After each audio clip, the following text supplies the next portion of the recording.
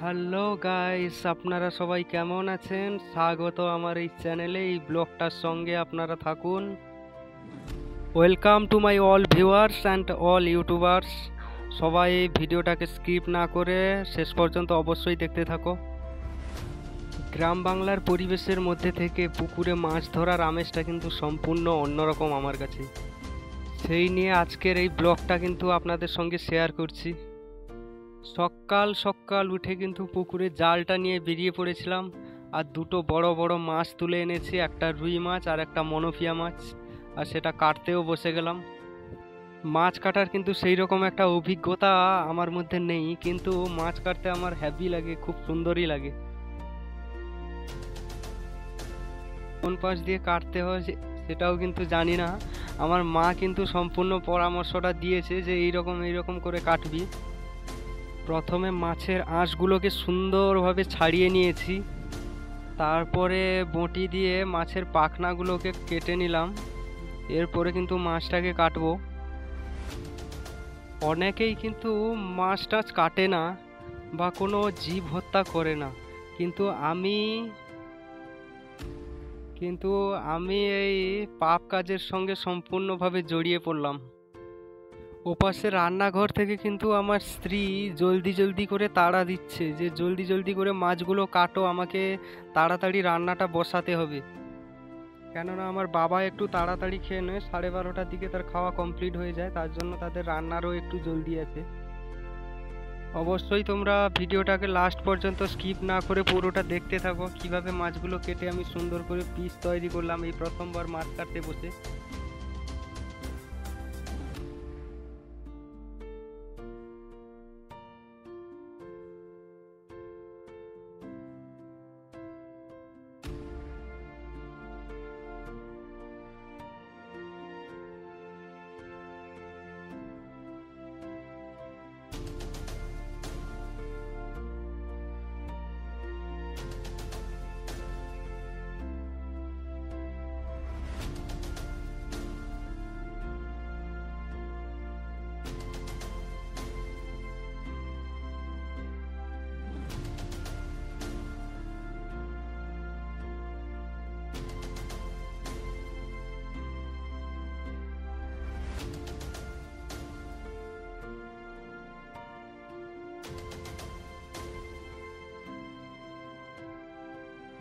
এই মনোপিয়া মাছটা কাটতে একটু অসুবিধা হচ্ছিল, কেননা তার যে পাখনাগুলো শুধু কাঁটাই ভর্তি, মোটা মোটা কাঁটা, তার জন্য একটু অসুবিধা হচ্ছিল আমার।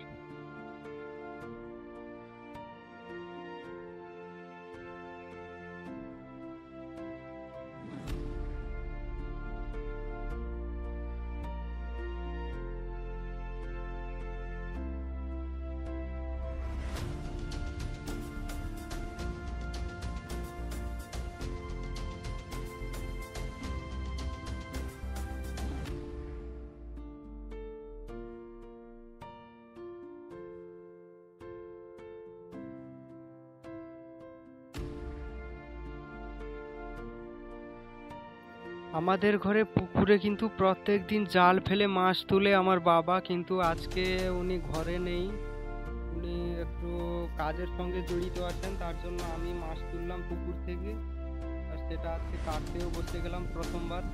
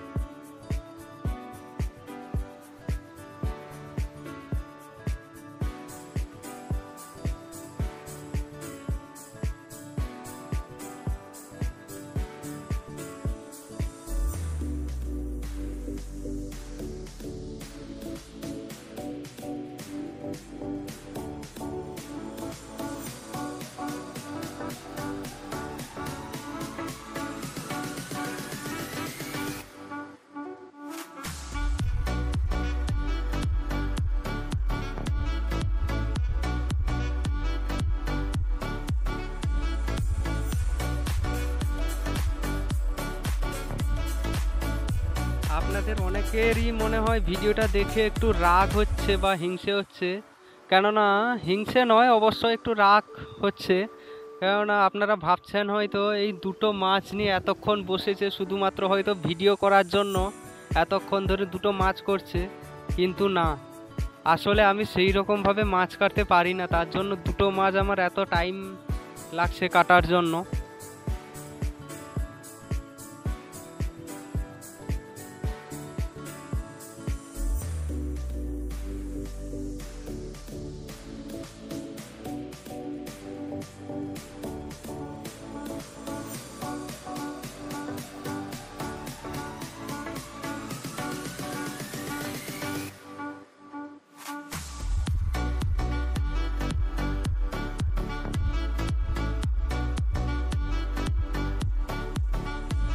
রুই মাছের দেখো প্রথমে কিন্তু মাথাটা কেটে নিয়েছি, তারপরে তার পেটে দেখো শুধু বীজে ভর্তি।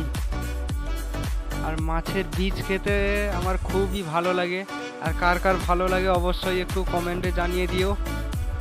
আর আমি রান্নাঘরে গিয়ে এক্ষুনি কিন্তু বলে দিব মাছের বীজগুলো দিয়ে একটু চাটনি করতে, আর কিছু বীজ দিয়ে একটু ভাজা করে দিলে খাওয়াটা একটু জমে যাবে দুপুরের ভোজন।